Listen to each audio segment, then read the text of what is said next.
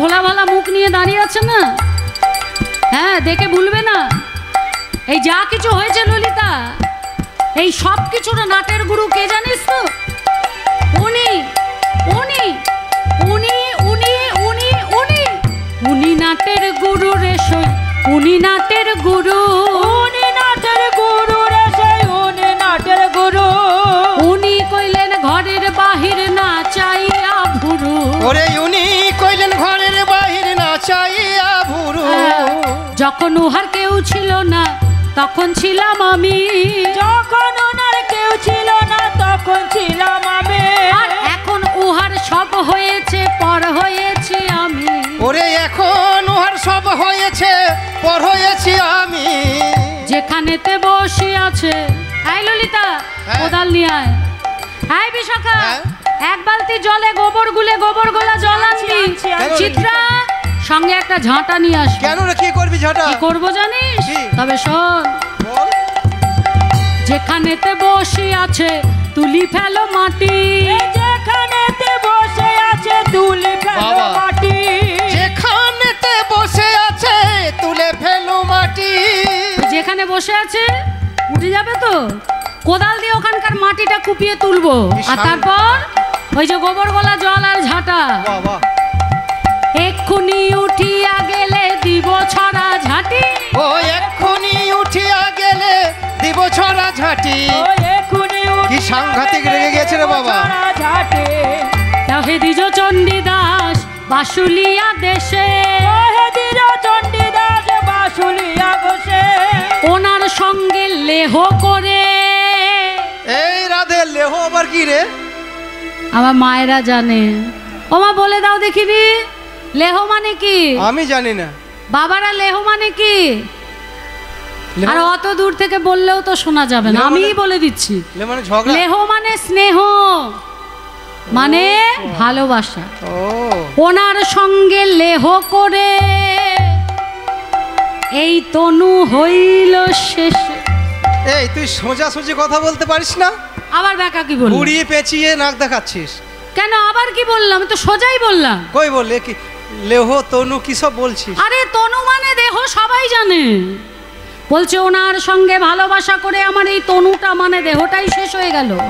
তাই ও যে নামেও কালা প্রেমেও কালা, নামেও কালা প্রেমেও কালা, নামেও কালা প্রেমেও কালা, নামেও কালা প্রেমেও কালা। ভিতর বাহির হইল কালা, নামেও কালা প্রেমেও কালা, ভিতর বাহির হইল ও যে নামেও কালা প্রেমেও কালা। নিতাই গৌর হরি বল, প্রেমে কালা। ওরে ভিতরে বাহির হইল কালা, নামেও কালা প্রেমে কালা। ওরে ভিতরে বাহির হইল কালা, নামেও কালা প্রেমে কালা। রাধারানী আমার মান মঞ্চে উপবিষ্ট হলেন। নীল বসনের আড়ালে বদন চন্দ্রিমা ঢাকলেন। আজি বিনোদিনী মানে হইলা বান, বিনোদিনী মানে হইলা বান। তা দেখি কাতর নাগর সাপ, ওরে তা দেখি কাতর নাগর সাপ। অন্তরে জানিয়া নিজ অপরাধ, অন্তরে জানিয়া নিজ অপমান। মান করো জোরে করয় পরশা, মান করো জোরে করো এ পরশা। মান করে মান করে রে, তাই ধনী আমার মান করে। ধনে আমার মান করে রে। নীল বসনে বদন ঝেপে ধনী আমার মান করে। ওরে নীল বসনে বদন ঝেপে কালো মুখ দেখবো না বলে, নীল বসনে বদন ঢেকে, ওরে কালো মুখ দেখবো না বলে। নীল বসনে বদন ঢেকে, ধনী আমার মান করে। রায় ধনী আমার নীলবসনে বদন চন্দ্রিমা ঢেকে মান মঞ্চে উপবিষ্ট হলেন। এবার হলো সেই সাত্রী পদ্ধতি, সাম দান ক্রিয়াভেদ নতি উপেক্ষা রসান্তর। মনে থাকবে তো? আমি না হলে ফাঁকি দেব, আর আমি ফাঁকি দিলে আপনারা ধরতে পারবেন না, আপনারাই ফাঁকিতে পড়ে যাবেন। মনে থাকবে তো? সাম মানে মিষ্টি মিষ্টি কথা বলে মান ভাঙানো। তা আপনারা বলুন দেখি, আমার গোবিন্দের মতো মিষ্টি কথা এ জগতে আর কে বলতে পারে? তিনি যেমন মিষ্টি বলেন, আবার সত্যও বলেন। হ্যাঁ, প্রিয় মানুষকে কোনো কারণেই মিথ্যা বলা যাবে না। আমাদের বৈষ্ণব জগৎ বলছে এটা, যে প্রিয় মানুষকে মিথ্যা বলা যাবে না। তাই আমার গোবিন্দের মতো মিষ্টি কথা এবং সত্য কথা আর কে বলতে পারে? আবার কোনো কোনো ক্ষেত্রে তার মিষ্টি কথাটাই সত্য কথা হয়ে দাঁড়ায়। তাই তার মিষ্টি কথার বাণী হলো শ্রীমদ্ ভাগবত, আর তার সত্য কথার বাণী হলো শ্রীমদ্ ভাগবত গীতা। তা আজকে প্রাণ গোবিন্দই আমার রাধারানীর চরণ তলে বসে বলছে, ওগো রাধে বিনোদিনী রাই, বিনোদিনী রাই, এ জগতে তুমি বিনা আর কেহ না। রাধে এ জগতে তুমি বিনা আর কেহ নাই, আর কেহ নাই, আর কেহ নাই। রাধে তুমি বিনা আর কেহ রাধে নাই। তুমি বিনা আমার আর কেহ আমার নাই। সুখের সুখী হবে এমন তুমি বিনা আর কেহ নাই। আমাদের সুখী হব আমি তুমি বিনা আর কেহ নাই। এ জগতে তুমি বিনা আর কেহ নাই। এ জগতে তুমি বিনা আর কেহ নাই। রাধে তুমি আমার জীবন, তুমি আমার মরণ, তুমি আমার আরাধ্য রতন। আমার মুখের কথা তুমি নাও বিশ্বাস করতে পারো, কিন্তু যে আমার সর্বসময়ের সঙ্গে এই যে বাঁশি, হ্যাঁ, এই বাঁশিকে তুমি জিজ্ঞেস করো আমার মনের ভাব, এই বাঁশি তো প্রকাশ করে। তাই এই বাঁশিকে জিজ্ঞেস করো, এই বাঁশি তোমায় বলে দেবে। তোমার নাম ধরে যাব বাঁশরি বাজার, সকল ভুলিয়া সবে কাছে আইসেরা। আর সকল ভুলিয়া সবে কাছে আসেরা। যোগী যোগ ভোলে মনি মন টালে, যোগী যোগে ভোলে মনির মনির মন টালে। ওগো রাধে তোমার নামের গুণে বাঁশি বাজায় জানতে পারি। ও গো রাধে তোমার নামের গুণে আমি বাঁশি বাজায় জানতে পারি। ও গো রাধে তোমার হরি নামের বল। গুণে আমি বাঁশি বাজায়ে জানতে পারি। রাধে তোমার নামের ও গুণে, গো বাঁশি বাজায়ে জানতে পারি। রাধে তোমার নামের গুণে। যোগীর যোগে ভোলে মনির মন টালে। বাঁশির কথাও যদি বিশ্বাস না হয়, আরো প্রমাণ দিচ্ছি। এতেও যদি বিশ্বাস না হয়, মদন কর সাক্ষী। এতে যদি বিশ্বাস নয় মমন কর সাক্ষী। এতেও যদি বিশ্বাস না হয়, মদন কর সাক্ষী। এতেও যদি বিশ্বাস না হয় মদন করো সাক্ষী। আমায় আদেশ করো না, তোমার পদতলে লিখি। আদেশ করো না পদতলে লিখি। আমায় আদেশ করো না, পদতলে লিখি। আমায় আদেশ করো নাথ, পদতলে লিখি। হবে আমার নাম ধন্য, আমিও ধন্য। আমার নাম ধন্য আমিও ধন্য। রাধে তোমার চরণ পরশে নাম নামি ধন্য হবে। রাধে নিতাই গৌর হরি নামে নামি ধন্য হবে। রাধে তোমার চরণ পরশে, নামে নামি ধন্য হবে। রাধে তোমার চরণ পরশে। হবে নামে ধন্য আমিও ধন্য। যখনই এই কথা বলেছে, রাধে তোমার চরণ পরশে নাম নামি দুজনেই ধন্য হবে। রাধারানীর মনটা একটু নরম হয়েছে, কিন্তু মন নরম হলে হবে না মা। হ্যাঁ, এত শুনি বিধুমুখী কোপ দিতে চায়, না যায় দুর্জয় মান জ্ঞান দাসে বলি এতেও রাধার মান গেল না, বিনয় বচন কইল না গো রেতেও রাধার মান গেল না, বলে লগ্ন পিত বাসে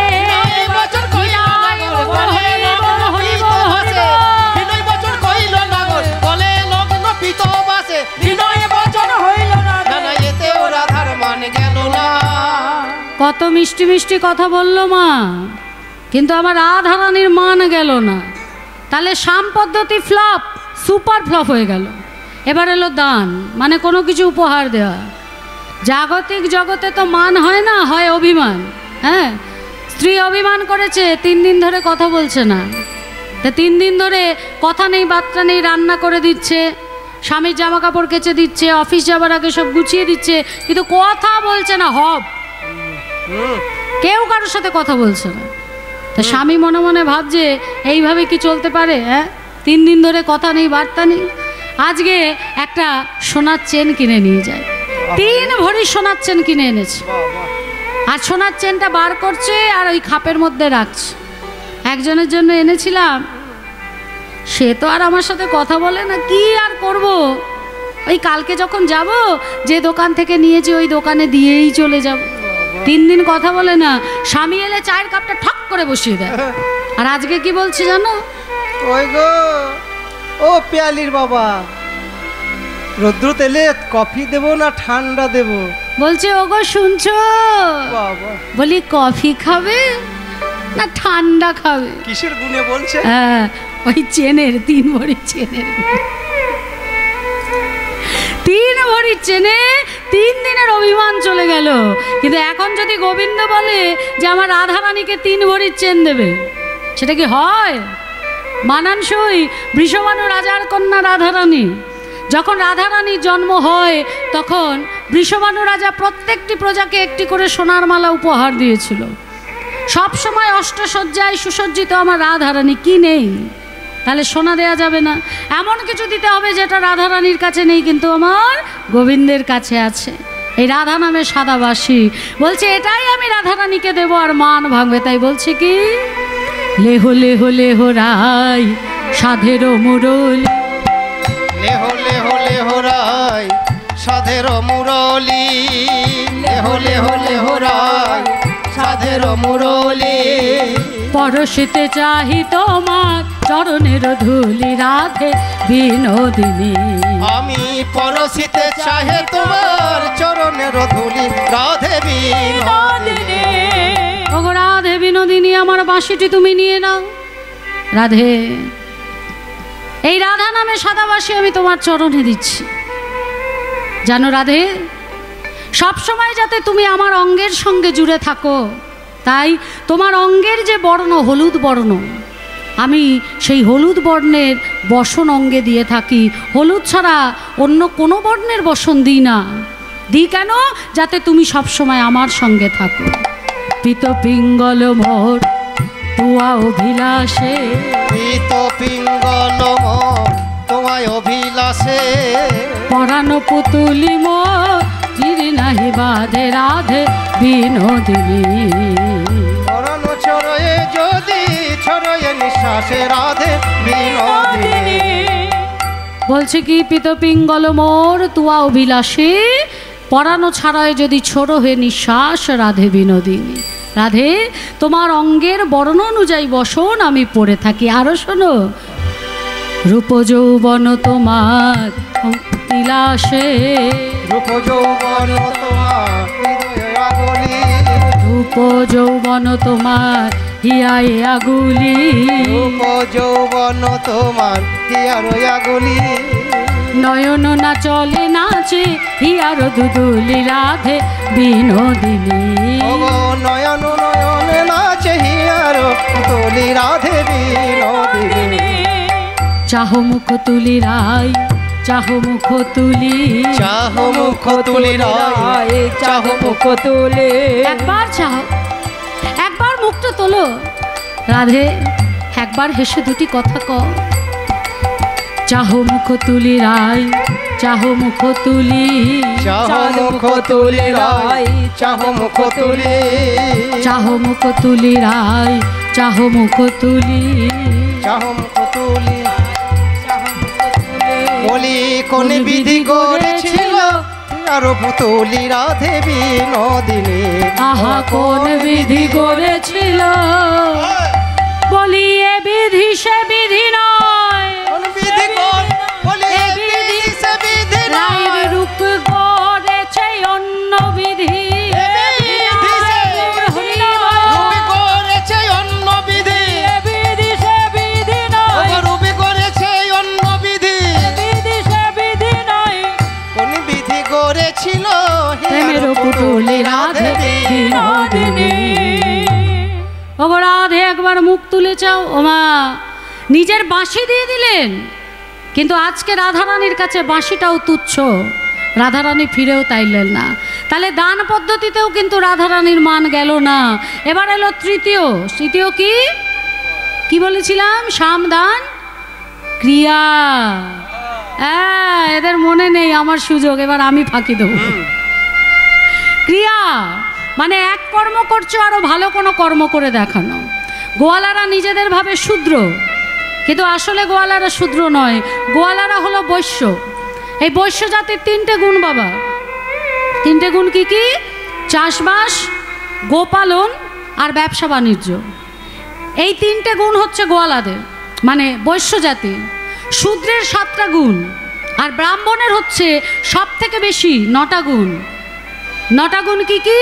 সম দম তপ শৌচ ক্ষান্তি আর জমে বাচ জ্ঞানম বিজ্ঞানম আস্তিকম সর্বধর্ম সমাজতে। সম দম তপ শৌচ ক্ষান্তি আর্জনম জ্ঞানম বিজ্ঞানম আস্তিকম। ব্রাহ্মণের হচ্ছে সর্বোচ্চ গুণ, সেটা হলো 9টা গুণ। সম মানে ভিতরের কামনা বাসনাকে বশে আনা, দম মানে বাইরের কামনা বাসনাকে দমন করা, তপ মানে তপস্যা, সম দম তপ শৌচ, শৌচ মানে পবিত্রতা, ক্ষান্তি মানে ক্ষমা, আর্জনম, আর্জনম মানে বিশ্বাস, জ্ঞানম শাস্ত্রজ্ঞান, বিজ্ঞানম শাস্ত্রের অধিক জ্ঞান, আর আস্তিক্যম মানে সরলতা। এই 9টা গুণ নিয়ে হচ্ছে ব্রাহ্মণ। তা গোবিন্দ ভাবছে আমি হলাম বৈশ্য, তা বৈশ্যর থেকে বড় ক্ষত্রিয়, ক্ষত্রিয় সাজব না, আমি বরং ব্রাহ্মণ সাজি, জাতিশ্রেষ্ঠ ব্রাহ্মণ। মা যোগমায়াকে আশ্রয় করলেন, ব্রাহ্মণের বেশ ধারণ করলেন, সেই গাম্ভীর্যতা নিয়ে আজকে ওই কুঞ্জের মধ্যে মানকে চণ্ডী বানিয়ে চণ্ডী পুজো করছে। আর সখীরা কি বলছে? দেখবি যদি আয় আয়, দেখবি যদি তোরা দেখবি যদি আয় আয় আয়, দেখবি যদি আয়। বলি মান চণ্ডীর পূজা করে রসিক শেখর শ্যামরা, রামচন্দ্রের পূজা করে রসিক শেখর সাজে, ওই মানচণ্ডীর পূজা করে রসিক শেখর শ্যামরায়। দেখবি যদি আয় আয় আয়, দেখবি যদি আয়, তোরা দেখবি যদি আয়। চণ্ডী পুজোয় কি লাগে মা? জবা ফুল, বেলপাতা, গঙ্গা জল, তাই তো? ওই কুঞ্জের মধ্যে পাবে এটা কোথায়? তা গোবিন্দ আমার কিভাবে পুজো করছে দেখুন। করতল জবা ফুল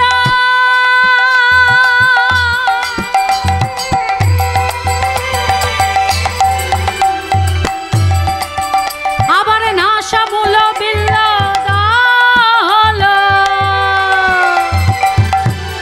করতল জবা ফুল ওরে তোরা দেখে যা,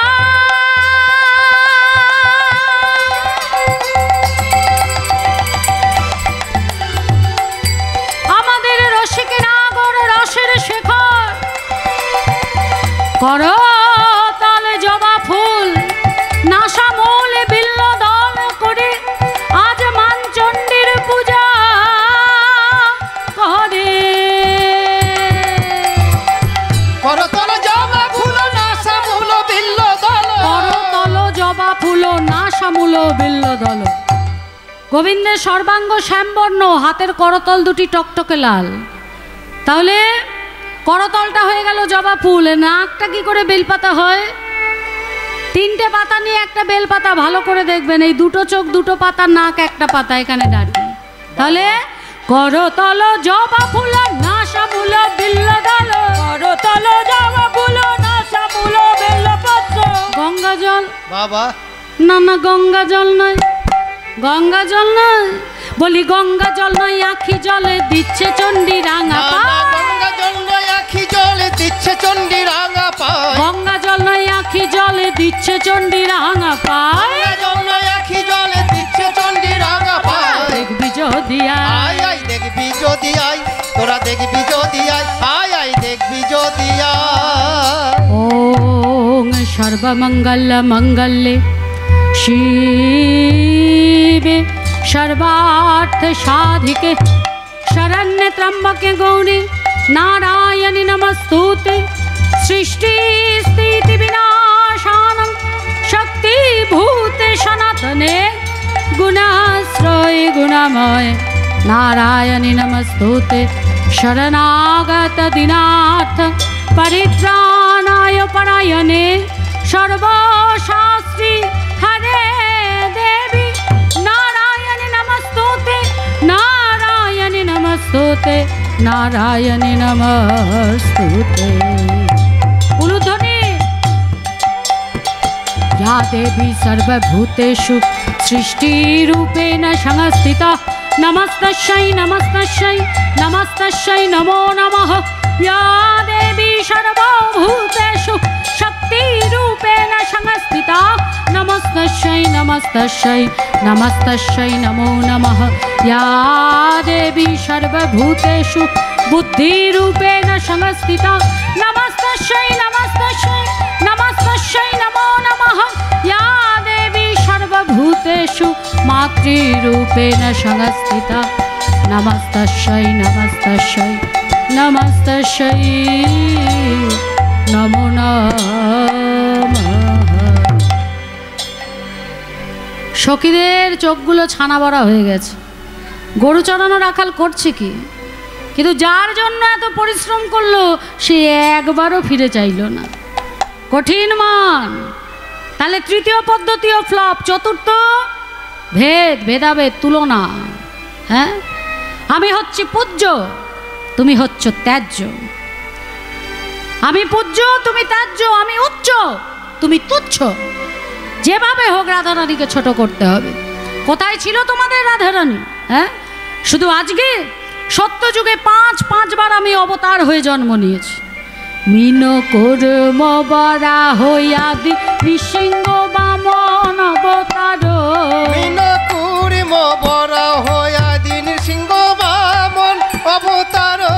কই না জানে বৃন্দাবনে তোহে কহি পুনর্বার। কই না জানে বৃন্দাবনে তোরে কহি পুনর্বার। মিন কর্ম বরাহ বামন নৃসিংহ। যখন মিন মানে মাছ হয়ে জন্মেছি, সব মাছ নয়, শিঙ্গি মাছ, তখন সত্যব্রত মনুকে আমি উদ্ধার করেছি। যখন কুর্ম মানে কচ্ছপ হয়ে জন্মেছি, ওই মন্দার পর্বতকে আমার পিঠের ওপর রেখে সমুদ্র মন্থন হয়েছিল, আমার পিঠের ওপর একটা চাকা দাগ হয়ে গেছে। বরাহ হিরণ্যক্ষকে বধ করার জন্য আমি বরাহ রূপ ধারণ করেছি। নৃসিংহ হিরণ্যকশিপুরকে বধ করার জন্য আমি নৃসিংহ রূপ ধারণ করেছি। একই পরিবারে দুজনকে বধ করার জন্য সত্যযুগে ভগবান দুবার আবির্ভূত হয়েছেন। এই হিরণ্যক্ষ আর হিরণ্যকশিপু এরা দুই ভাই। বরাহ রূপ নিয়ে এসে হিরণ্যক্ষকে বধ করেছে, আর নৃসিংহ রূপ নিয়ে এসে হিরণ্যকশিপুরকে বধ করেছে। আর বামন অবতারে এসে আমি বলি রাজাকে ওই পাতালে পাঠিয়েছি। হ্যাঁ, কোথায় ছিল রাধারানী? এখন বড় বড় কথা বলছে। শুধু কি তাই, ত্রেতা যুগে আমি দুবার এসেছি। পরশুরাম রূপ নিয়ে এসেছি, রামচন্দ্র রূপ নিয়ে এসেছি। ক্ষত্রিয় নিধন করব বলে পরশুরাম রূপ নিয়ে এসেছি। ত্রেতা যুগে বাবা ক্ষত্রিয়রা খুব উগ্র হয়ে গেছিল। আমরা যুদ্ধ করি, আমরা দেশ রক্ষা করি, তাহলে ব্রাহ্মণরা শুধু অং বং ছং করে, আমরা কেন ওদের কথা শুনবো? নাও পেটাও ব্রাহ্মণকে। ক্ষত্রিয়রা ব্রাহ্মণ নিধন করছিল। সেই সময় ব্রাহ্মণদের আর্তনাদে আহ্বানে ভগবান স্থির থাকতে না পেরে অবতার রূপ নিয়ে, পরশুরাম অবতার রূপ নিয়ে ধরাধামে আসেন এবং এসে পরশুরাম অবতার তিনি ক্ষত্রিয়দের নিধন করেন। জগৎকে এটা বোঝাবার জন্য আমরা ব্রাহ্মণ, আমরা শাস্ত্র নিয়ে থাকি ঠিকই, কিন্তু প্রয়োজনে আমরা অস্ত্রও হাতে নিতে জানি। আর দ্বিতীয়বার রামচন্দ্র অবতার হয়ে এসছে, আমার চরণের স্পর্শে কাঠের নৌকা সোনার হয়ে গেছিল। অহল্যা যে পাষাণী, আমার চরণ স্পর্শে সেই অহল্যা আবার উদ্ধার পেয়েছিল। আর কোথায় তোমাদের রাধারানী তখন? এখন বড় বড় কথা। ললিতা দিল উস্কে। দেখবেন কিছু মানুষ আছে ভালো করতে পারুক না পারুক, উস্কে কাজটাকে বিগড়ে দেয়।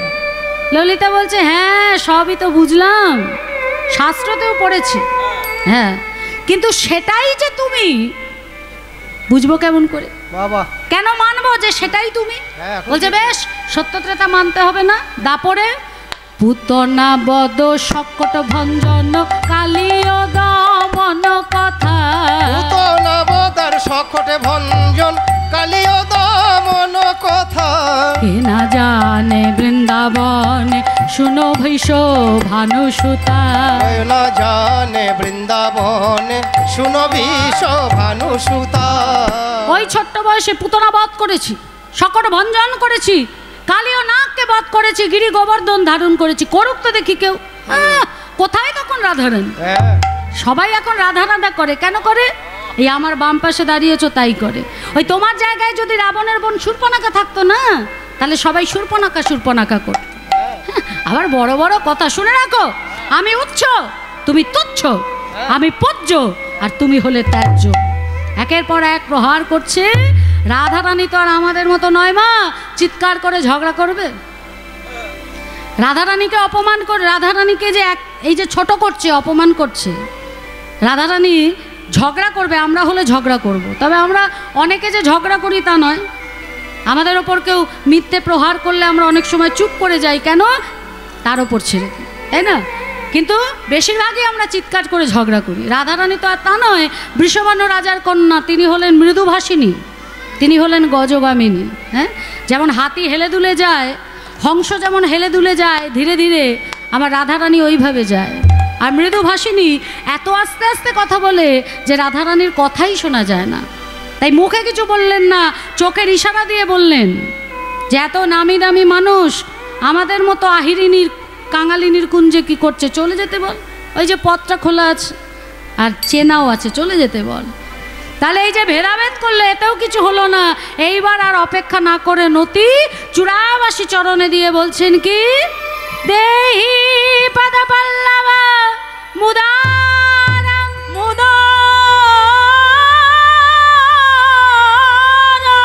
দেহি পদ পল্লব মুদার দেহি পদ পল্লব মুদারং রাধে, তোমার চরণ আমার শিরে দাও। আমা বীরভূম জেলার কেন্দুলি গ্রাম, আজ থেকে 800 বছর আগে, মানে মহাপ্রভুরও আগে 300 বছর আগে, জয়দেব গোস্বামী গীত গোবিন্দমে লিখছেন, বদশী যদি কিঞ্চিদপি দন্তরুচি কৌমদি হারাতি দারাতি মিরমতি ঘোরম। বদশী, বদশী মানে বদন। রাধে তোমার বদনটা কিঞ্চিত তোলো। দন্তরুচি কৌমদি, দন্তরুচি মানে দাঁত, দাঁতের যে শোভা, কৌমুদি মানে সেই শোভার যে উজ্জ্বলতা আমি একটু দর্শন করতে পারি। মানে রাধে একবার বদন তোলো, অন্তরের কথা একবার হাসো, আমি তোমার হাসি মাখা বদনটা দেখতে চাই। তমসী মম জীবনম তমসী মম ভূষণম তমসী মম ভবজলদিরত্নম। তমসী মানে তুমি, মম মানে আমার, জীবনম তুমি হলে আমার জীবন, তমসী মম ভূষণম তুমি হলে আমার ভূষণ অলঙ্কার, তমসী মম ভব, ভব মানে বিশ্ব ব্রহ্মাণ্ড, জলদি মানে সমুদ্র, ওই সমুদ্র থেকে যে সাগর ছেঁচে মানিক তোলে। গোবিন্দ বলছে এই সারা বিশ্ব ব্রহ্মাণ্ডের মাঝে তুমি হলে আমার সাগর ছেঁচা মানিক। হ্যাঁ, তাই বলছে রাধে তুমি আমার জীবন, তুমি ভূষণ, তুমি হলে আমার সাগর ছাঁচা মানিক। রাধে তোমার চরণটা তুমি আমাকে দাও, আমি কি করব জানো তোমার চরণখানা নিয়ে? চরণের ধারে ধারে নাম লিখিব, ধারে ধারে নাম লিখিব। তোমার চরণটা আমি নেব, আর নিয়ে কি করব? ধারে ধারে নাম লিখিব, ধারে ধারে নাম লিখিব। রাধে তোমার চরণ কমলে ধারে ধারে নাম লিখিব। রাধে তোমার চরণ তল ধারে ধারে নাম লিখিব। রাধে তুমি তো আমার ওপর মান করো, আমি কি করব? তোমার চরণের ধারে ধারে আলতা দিয়ে দুটো করে ফুল, আর ফুলের মাঝখানে ছোট্ট করে আমার নামটা লিখবো। হ্যাঁ, যখন তোমার আমার ওপর মান হবে, আমার ওপর মান হলে তো তুমি আমার দিকে তাকাও না, তখন তুমি কি করবে বলো তো? ওই যে আমি ধারে ধারে নামটা লিখে দেবো, ওই লেখার উপর তুমি থাকবে। হ্যাঁ, আর যখন তুমি লেখার উপর নজরটা দেবে, তখন কি দেখবে? বলি ধারে ধারে নাম লিখিব, ধারে ধারে নাম লিখিব। দেখবে যেই নাম সেই কৃষ্ণ, ধারে ধারে নাম লিখিব। যেই নাম সেই কৃষ্ণ, আজ নাম নামি ধন্য হবে। যেই নাম সেই কৃষ্ণ, নামে নামি ধন্য হবে। যেই নাম সেই কৃষ্ণ, নাম নামি ধন্য হবে।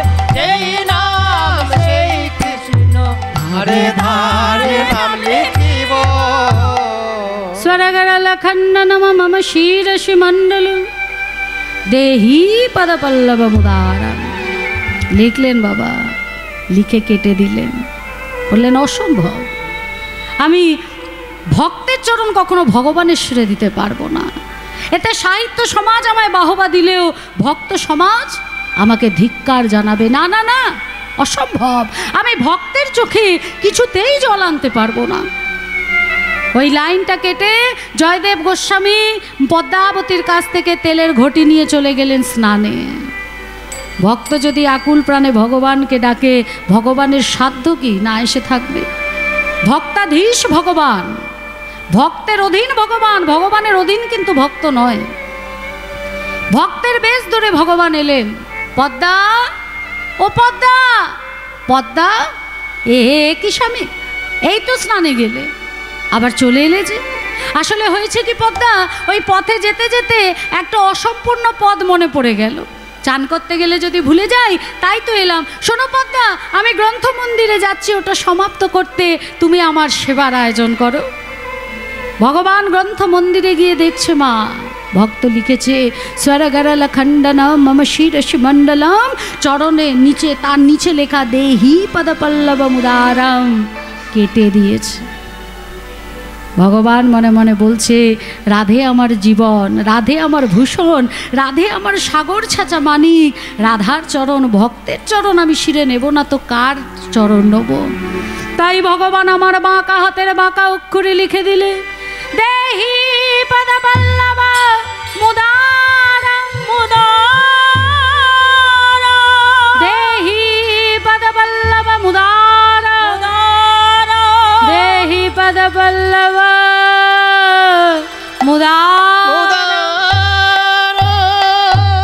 বাইরে এসে সেবা করলেন। সেবা করে গেলেন শয়ন কক্ষে।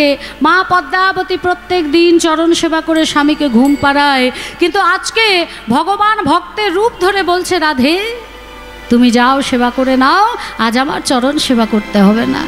এবার যেই না পদ্মাবতী সেবায় বসেছে, সঙ্গে সঙ্গে এসে উপস্থিত হলো আসল জয়দেব। পদ্মা, পদ্মা, সঙ্গে সঙ্গে পদ্মাবতী বদন চন্দ্রিমা ঢাকলেন। একই আমার স্বামীর মতো কণ্ঠ, আমার স্বামীর মতো দেখতে, কে আপনি?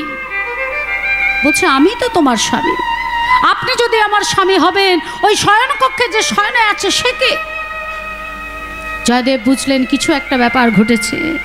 বলছে পদ্মা, পদ্মা ভালো করে মনে করো, ভালো করে মনে করো পদ্মা, আমি যখন স্নানে গেছিলাম তোমার কাছ থেকে তেলের ঘটি নিয়ে গেছিলাম, যে এসছে তার হাতে কি তেলের ঘটি ছিল? পদ্মাবতী বলছে না তো।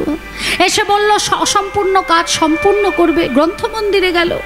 যখন এই গ্রন্থ মন্দিরে গেছে, দেখছে কি যে ভগবান বাঁকা হাতের বাঁকা অক্ষরে তার অসম্পূর্ণ কাজ করে দিয়েছে।